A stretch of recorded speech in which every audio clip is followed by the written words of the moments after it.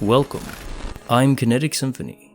I hunt down and report on mysterious and weird, true stories, from glitches to the paranormal. This is my weekly compendium of case reports between the 31st of March to the 5th of April, 2021. Case files number 94 to 99. Case file number 94, written by Zoroastra. Time for a frappe. Cream is desired but unaffordable. Then the universe changed the rules. Basically, this happened at age 17. During summer, I would often get a vanilla frappe with cream on top after school, right? Cost of $2.60 with cream and $2.40 without. So one day I went to buy a frappe after my mom had picked me up. After counting the pile of coins twice, she said she didn't have enough spare change in the car for the cream topping, but I said that was fine, a minor issue. I took the change, accepting that I'd forego the cream. As I was in the queue, I kept counting my change, out of boredom. I also had an obsessive habit of counting, just in case I made a mistake, so as to save me the embarrassment of realizing I was short of money in front of the cashier. So I counted the money 6 times, making sure to space out the coins so as to not miss any, then proceeded to hold it in my clutched fist. Suddenly, a thought popped into my head, not one I initiated myself. Hey, it would be cool if my money suddenly multiplied. I entertained the thought as a joke, because I knew these things would never happen, to me at least. It was physically impossible. Fast forward now, I get to the cashier and order my frappe. As I go to pay, I realize about 4 20-pence coins had appeared in my palm out of nowhere. More than enough to buy a cream topping. My eyes probably tripled in size. I realized I was starting to look crazy to the cashier, so I composed myself and acted like nothing happened. Smiled, got my drink with extra cream, and left. On my way out, I was frantically trying to bend the new 20-pence coins. I thought they must have been fake. But no, they were real enough, all right. I got to the car, told my mother, and she admitted she had prayed for me to be able to afford it. So the thought that had popped into my head was really some telepathic message notification either from God, the Matrix programmers, my mother, or some equivalent.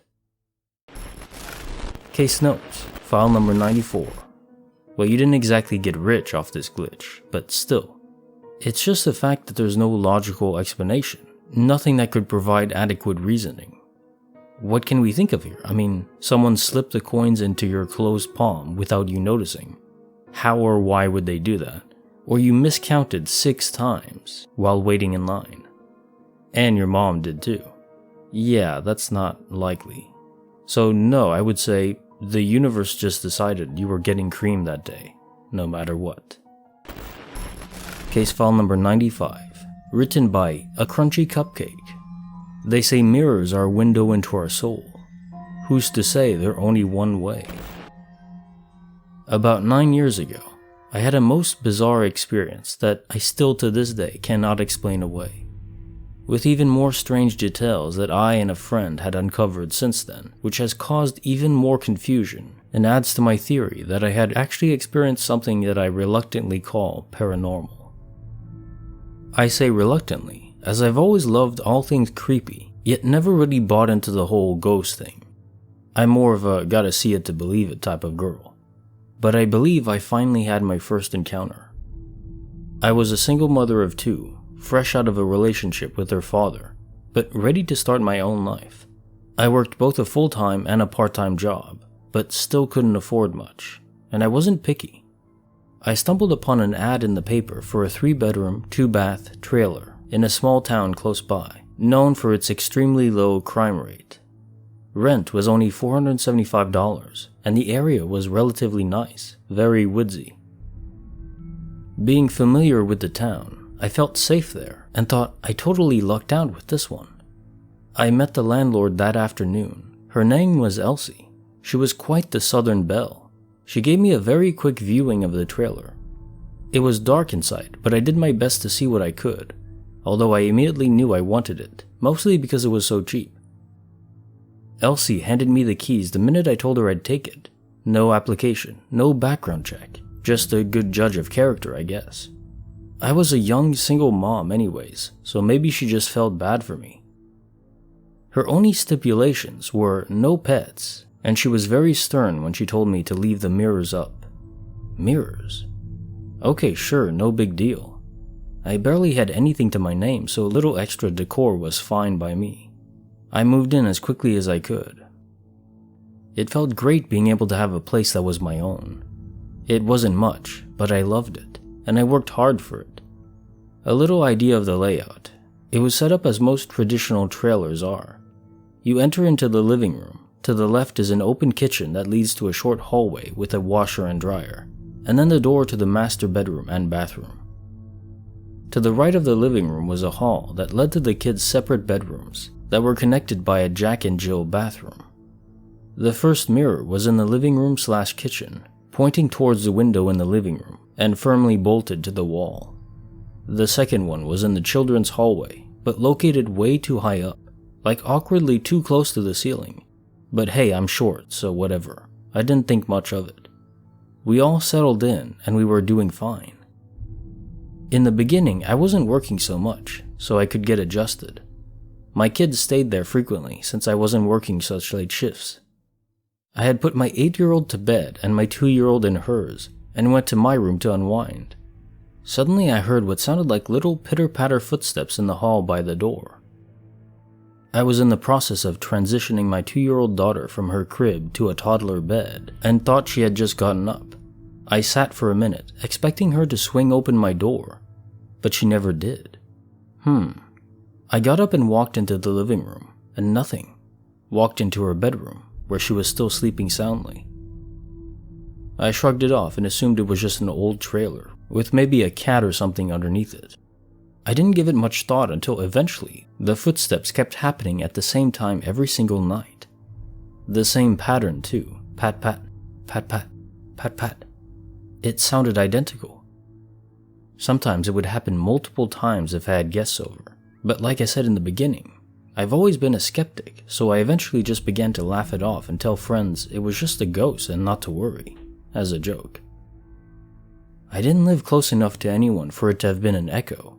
No way an animal could have that type of consistency. It wasn't consistent with any time frame for when I used appliances or turned the heater or AC on. I had no answer for it, so ghost joke it was.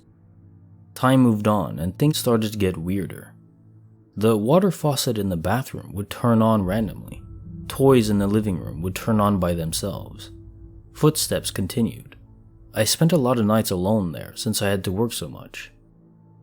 My second job was in retail, and I often wouldn't make it home until about 10 p.m. or so my kids often had to sleep at their dad's. I ignored the weird things as much as I could, because I didn't want to focus too much energy on it and then spook myself out. Although that did eventually happen. I started having horrible nightmares and my sleep paralysis started up again. It was a tough time for me mentally, so I blamed the sleep disturbances on depression. About a year or so after living there, I had landed a better job and could afford something a little nicer. While looking around at houses, I came up to a cute little cabin-like home centered in between a blue home and white trailer. It had a for rent sign out, and I remembered that I had a friend that once lived in the little blue house next door with her husband and daughter, so I thought I'd at least walk up to the cabin house and take a peek inside. Upon stepping on the porch, a feeling of dread suddenly washed over me. I ignored it. I walked up and looked into the window, and what I felt was absolutely awful. A terrible chill went down my spine, and I felt nothing but negative energy. I quickly left. I've never felt anything like that before. I called a friend that was closer to the friend that used to live in the blue house next door to get the scoop on the cabin house, as it had spiked my curiosity. "Hey girl, you know that house next door to where Abby used to live?" Friend: Yeah, that house is haunted as hell. I used to stay there with an old friend." And she continued on about that experience. She reminded me that the blue house next door that our friend Abby lived in was also very haunted. We called Abby and we all three began comparing experiences. Abby moved into the blue house with her husband and daughter. who was around 3 at the time. We discovered Elsie was also the landlord to each of the 3 properties in question. Each of the houses had odd mirrors bolted to the walls with peculiar placement. Abby's daughter began seeing a little girl in their home shortly after moving in, and one night, she began screaming, "Go away!" and throwing toys at a wall, completely frightened by something her parents couldn't see. Prior, they also had experienced flickering lights and faucets turning on and off, but that night was it for them. The next day, they saged the house, called a priest, and had him bless the home and remove the mirrors too. They didn't have any more trouble after that, but still moved out not long after due to unrelated reasons.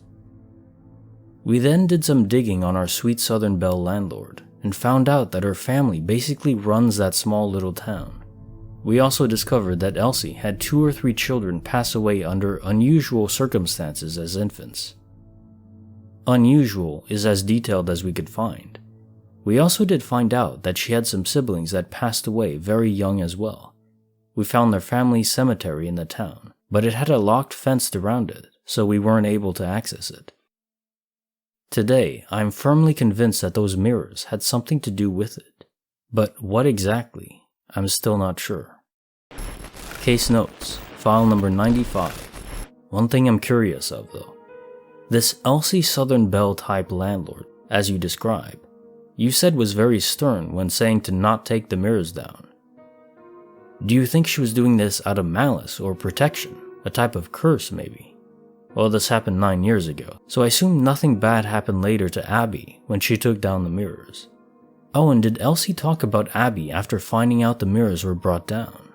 If so, I wonder what she said, if she was scared or angry.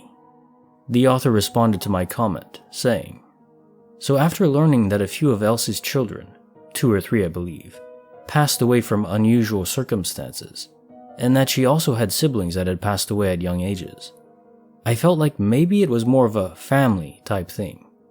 I think I stated that her brother was, and I believe still is, the mayor of the town. Oddly, I had received an election type ad for him of some sort.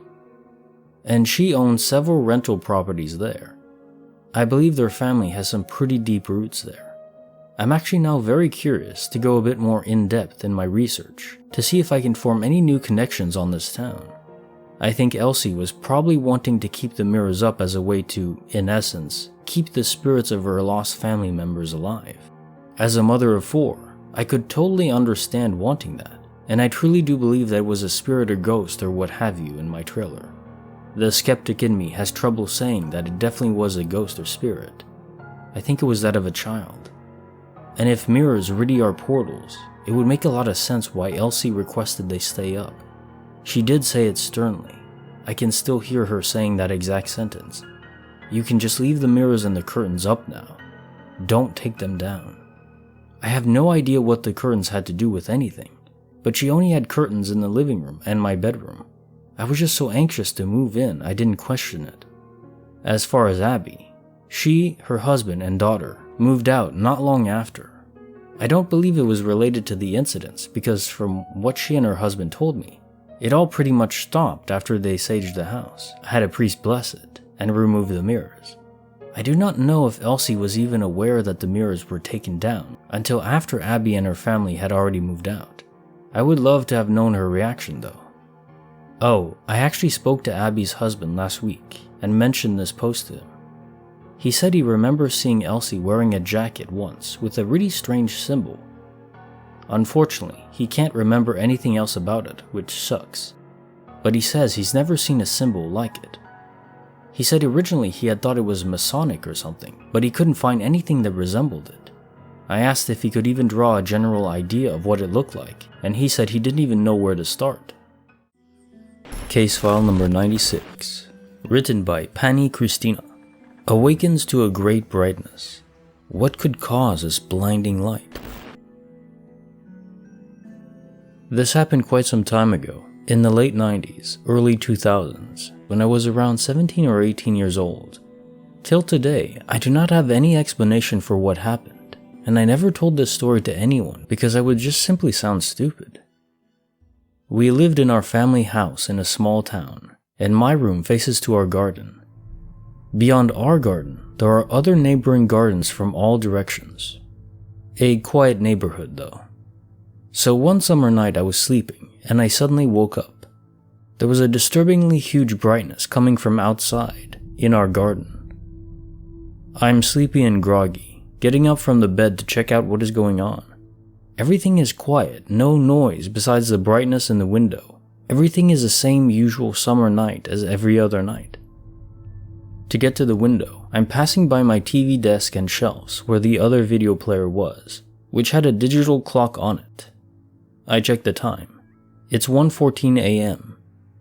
I'm getting to my window, and I saw an incredibly huge spaceship, exactly like the ones we've all seen in the movies and documentaries. All the brightness is coming from it.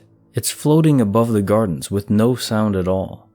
At this point, I want to add that while I do believe in the paranormal, and have plenty of paranormal experiences myself, I do not believe in aliens, and I never was interested in them at any level. I don't usually watch such movies, and I'm still not interested in it. So, I acknowledge what I saw. I thought, what the hell is this? This looks like an alien spaceship from docs, movies. So, the light and brightness is coming from here. Oh my god. What is this thing doing here? Will they take me or what? Okay, this is just impossible. At this point, I thought, okay, let's get back to bed. This is just surreal. This all took like 5 seconds at my window. I didn't see, hear, experience anything else besides what is written above. Then I turned back to get into my bed, again passing by the shelf and video player, and the digital clock shows the time now as 3:24. At this point I was really shocked, because over 2 hours had passed in what felt like the blink of an eye. I still felt incredibly sleepy, got back in bed and fell asleep quickly despite these disturbing events. I didn't feel scared or afraid, even unsafe in any moment. Now some of you may say I dreamed it. Everything is possible. However, I absolutely feel certain it truly happened. Still today, I feel certain that it was not a dream. Even dreams are messy. There are unrealistic events and things in them. But even if they seem real after waking up, you know they were just dreams. But not this one. Not this one. Case notes. File number 96. Did you notice anything odd on the following day after you woke up for the second time? Any compressed grass or shredded flowers, ruffled hedges, anything like that? It's commonly reported that alien ships are completely quiet, which by itself is fascinating. But often it's also reported that the ground beneath a hovering ship is disturbed in some way. The author responded to my questions, saying, "No, absolutely nothing. Actually, all next day and even a week after, I was absolutely deep in it, because I couldn't explain the entire thing and I felt certain that it was not a dream. Nothing on myself either, no pain, no marks, no memories of anything else. Nothing in the garden or on our huge cherry tree. Just nothing, no traces at all." I responded, "It's curious about dreams, isn't it? Even when they're lucid, it's still easy to know a dream from reality. And how big was the ship, by the way?" The author responded, "Yeah, it really is interesting. Even many times while dreaming, you're aware that it's just a dream." How big was it? It was pretty hard to give an approximate size, let's say pretty big. Bigger than a house, especially in diameter. But in height, it wasn't very high. It was mostly oval, plate-shaped, with several round windows on it. And a huge light was coming from the windows and from the bottom part of the spacecraft. Or I don't even know exactly how to call it. Case file number 97. Written by Zamia48. Many signs, many signals. Many droplets of life's eternal persistence. Hi. This has been something I've been meaning to write for the past 3 months. Back on November the 22nd, my father passed away unexpectedly from a massive heart attack while out of town. He had it on the 21st. This date plays a role in something I discovered today. When we got to the hospital the morning of the 22nd, he passed within 30 minutes of my mother and I arriving in the room he was in. He was medically brain dead and hooked up to many machines that were keeping his vitals stable. What I thought was the craziest part was a minute before we lost him and were saying our goodbyes, I noticed that he had a small tear pouring down from his left eye and pointed this out to my mom. I like to think he was saying goodbye to us as well, even though we couldn't hear him. I had my phone on a table that was about 4 feet away from us. A couple moments after the passing, Siri was randomly going off. I took comfort in knowing that he held on for us to get there so we could say our goodbyes. The next morning on our drive home from the hospital, roughly 2.5 hours away from our hometown, right when we got off our exit to get home, I got a notification from eBay. Last summer, he got me a couple of NASCAR jackets to flip on eBay. One sold back in September, and the notification I got was that the second jacket sold. I thought to myself, this is too much to be coincidence for it not to be a sign. Over the next few days, when we were figuring out our life insurance policies and such, my mother got visibly angry because she took out an extra policy on him, but supposedly he didn't have an extra one for himself. Don't get me wrong, we aren't greedy or anything. Hell, I don't care if I get a dime. I just want my mom to be taken care of and minimize her worries. I was about to get ready to meet with the priest. The phone rings and an invalid number shows up on the caller ID. I never answer unknown calls, but I didn't want my mother to deal with it, so I picked it up. I said hello a couple of times. Then the sound of a broken cell phone comes through, and the voice sounded that of a man in his mid-20s that was really sad. It said, "Don't worry," or "No worries. Where are you? Miss you. With Grandpa, love you." I said, "What?" a couple of times, and then the phone hung up. I was baffled. I looked up at the number again, and instead of 1-800, the number was 11-800. I did a reverse lookup of the number, and there was some communication company. I decided to call the number, and it was a standard touch menu. I stopped at that. Turns out, since time has passed, more things were sorted out, and she doesn't have to worry, and there were secret accounts and policies. I've had signs here and there from him. He has even shown up in my room when I was sleeping. My mother's signs have been things she just had disappear only to reappear later. Her big one that she got, and it took her a bit to realize. My parents' lawn was one of my dad's pride and joys. He wouldn't let anyone touch it at all, and very particular on how it was cut.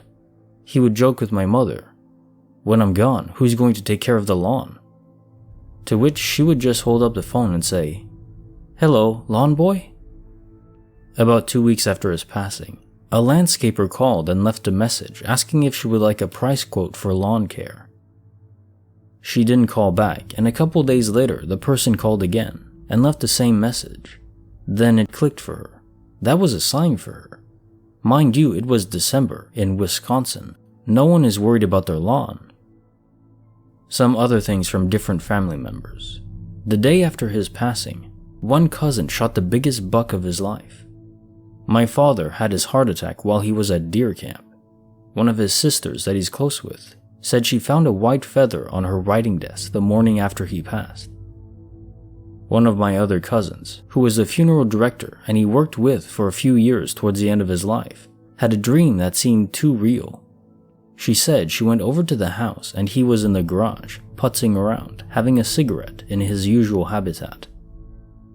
She said to him, "Uncle Mickey, what are you doing here? You're dead."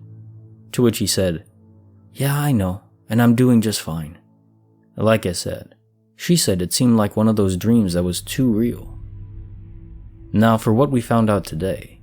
My dad owned a barber shop for roughly 30 years. Today, my mother went by the shop to give the guy he mentored one of his clippers as a memento. He showed her a picture.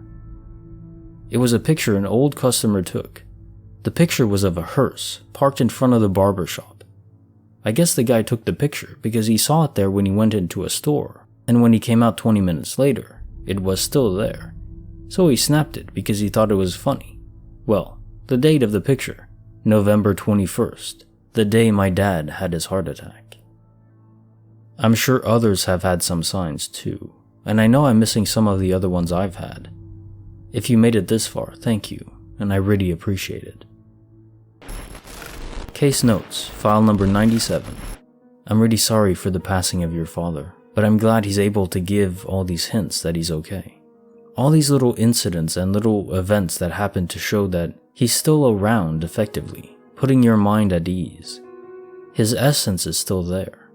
But it really makes me wonder what life really is like after our body shuts off. The biggest issue is no food.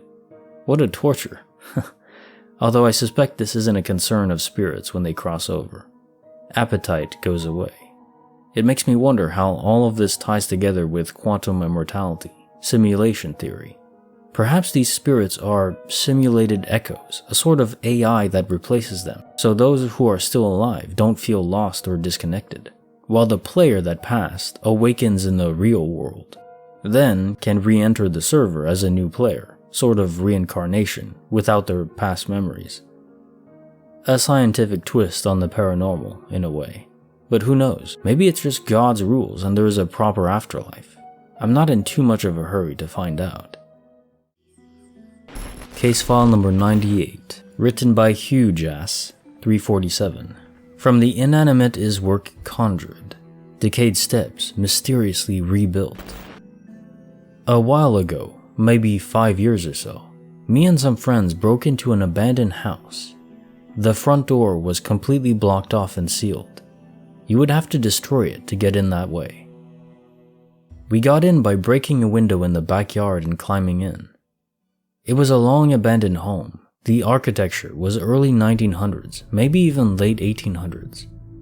It was quite interesting actually. We found a bunch of old books, newspapers, and notes gone brownish yellow from age, with dates on them from the 1920s to 30s. I remember one handwritten note had the date May 1930 something.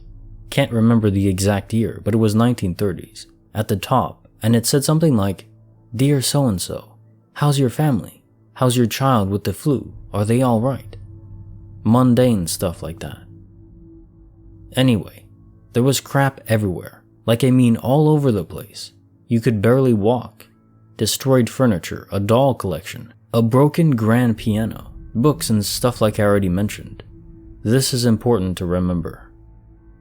So we went to explore the basement of this house, but we couldn't because the stairs leading down were destroyed.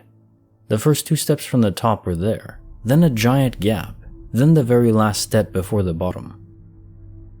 The stairs, what was left of them, were old and rotten looking.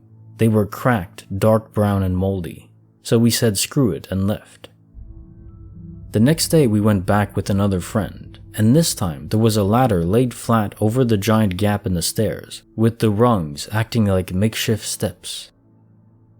We thought this was a little weird, but figured someone else must have come in when we weren't there and laid the ladder over the gap to get to the basement. We ended up climbing down the ladder and exploring ourselves. After that, we left.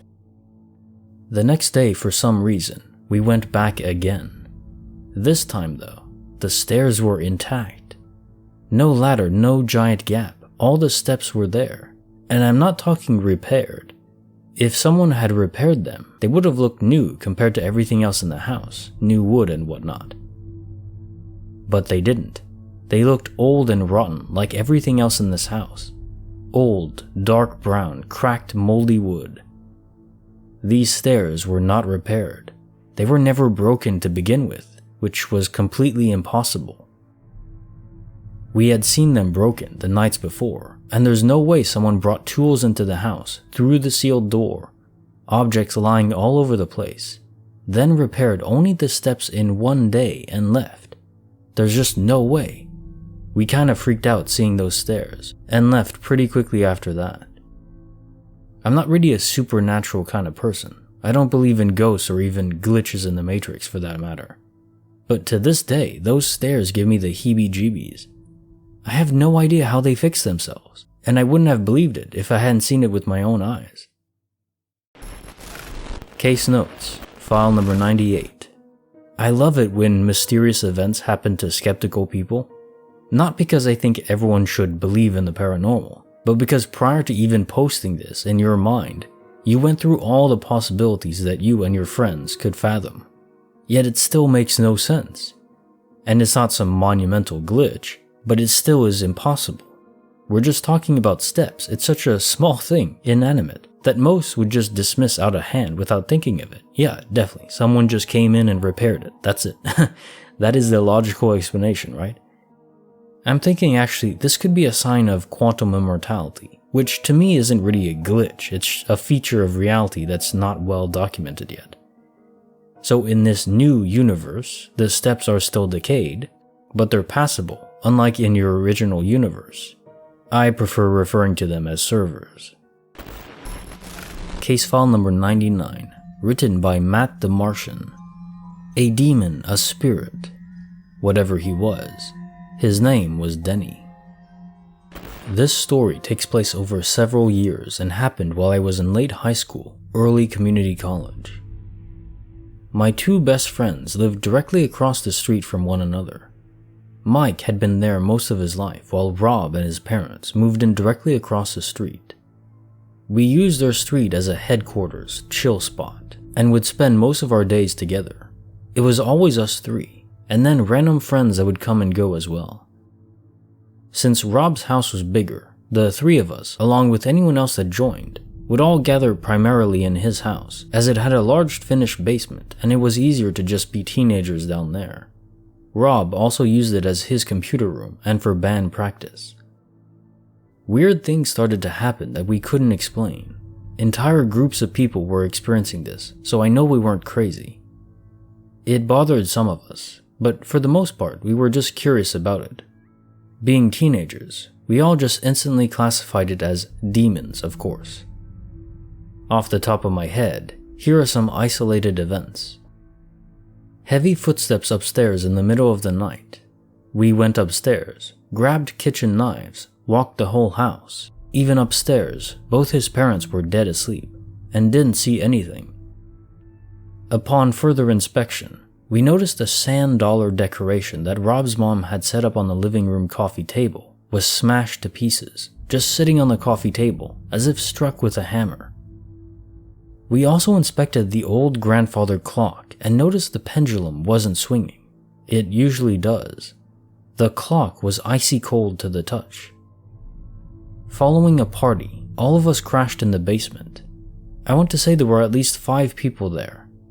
We kept hearing this weird 8-bit music coming from an unidentifiable source. No matter where we were looking, the sound seemed to be coming from nowhere and everywhere all at once. None of us were able to identify what the tune or melody was. One of our friends got upset and went home. Another night, Mike saw a shadow figure go into the laundry room. It was a room connected to the basement, and when he turned on the light and went in there, of course there was nothing there. All of us were accounted for, so it wasn't anyone pulling a prank. I wasn't there for this one, but Rob and Mike were hanging out alone at Rob's house and claimed that they had to lock themselves in one of the bedrooms upstairs as they felt something chasing or stalking them. They heard footsteps rushing up the stairs and then at the door. An assortment of random events, things being misplaced, strange sounds at night. These would happen periodically over the years. One night, Rob claims the demon showed itself to him in the basement when he was there alone. It didn't seem threatening. It was a man wearing a denim jacket, standing in the hallway propped up against the wall with his arms crossed. It then dissipated. Rob said he didn't feel threatened or scared, and that he felt rather comfortable with this ghost. There was nothing malicious about it. Since we didn't have a name for it, we decided to just name the ghost Denny. Because of his denim jacket, we now had a name for it, and would refer to this ghost as Denny for the remainder of time. Whenever we'd see Rob at school or around town, we'd ask him if he's seen or heard of Denny lately. I don't actually remember if he saw the apparition again, but small things would happen here or there, and we'd all just chalk it up to Denny and move on with our days. We officially stopped being afraid of it, strangely. One day, I was hanging out with Mike and his mom across the street at Mike's. Rob wasn't home, so it was just us. Mike's mom had been a local bartender in the area for decades, and we were just sharing some Denny stories with her. I'm pretty sure a Denny event happened the day prior, so we were just giving her a recap of what we experienced. Keep in mind, we had not mentioned the name Denny to her, as she didn't have any context, so we just referred to it as the ghost when speaking with her. She goes on to tell us that she knew of a man that lived there before Rob and his family moved in. He was a local at the bar she worked at, and he had apparently died of brain cancer some time ago. When we asked her what his name was, she said, "Yeah, his name was Dennis, but we all called him Denny." I felt like I had just been struck by lightning. Rob claims the activity had stopped completely since then. Had we given the spirit peace by acknowledging him or befriending him? Did he finally go to the other side because we learned his backstory? How is it possible he told us his name without ever actually telling us his name? I have so many questions. This is my ghost story, told as well as I could remember it. Case notes, file number 99. So, knowing an entity's name, often in mythology or legends, carries great power with it. From demons to dragons, something about the truth contains energy that is harnessed. If this is a written rule of the game, a commandment from God, I don't know. But indeed, confirmation of veritas is nothing to laugh at. It's powerful. But it is incredible that your assumed name for him turned out to be his real name. What are the odds, really? I really hope that's the case, though, that learning his name and speaking it aloud, confirming it, is what allowed him to rest, or reset. The author responded to me saying, 100% agree with you. I believe our discovery is what had pushed him to the next world. The crazy thought is that maybe he knew this and assumed our minds would work in a certain way after revealing himself. And I said, it's a cool theory that he actually appeared to you in a denim jacket, hoping you'd call him Denny, almost like a mentalist magician that uses the forcing technique to influence the choice of his audience. It doesn't always work, but in this case, if that's what he did, it certainly was successful.